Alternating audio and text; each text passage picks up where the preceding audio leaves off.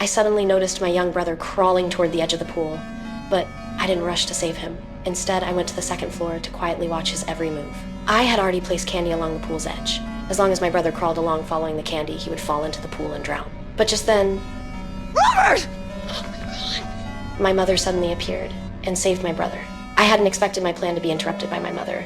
And what was even worse, my father discovered the candy I had placed on the ground in advance. He also noticed that the door, which should have been locked, had been opened. But watching my father deep in thought, I didn't feel panicked in the slightest.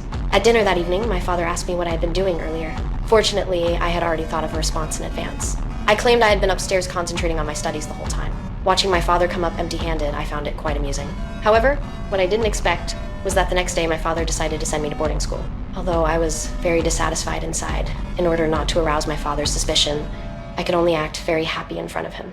Only after returning to my room could I no longer hide the anger in my heart.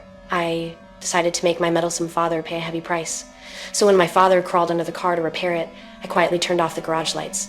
Before my father could react, I quickly removed the jack supporting the car. The car instantly crashed down on him. My father tried to push the car off with both hands, but facing a car weighing 5 tons, he was completely powerless. Believing my father was certain to die, I happily left the garage. To establish an alibi, I immediately went to a classmate's party. But before long, my classmate's mother suddenly called me away. Only then did I learn that my father had been discovered in time by my mother and sent to the hospital. I never expected my father could escape death, but in front of my mother, I couldn't show the slightest flaw. However, just then, my father suddenly woke up. He seemed very anxious to say something.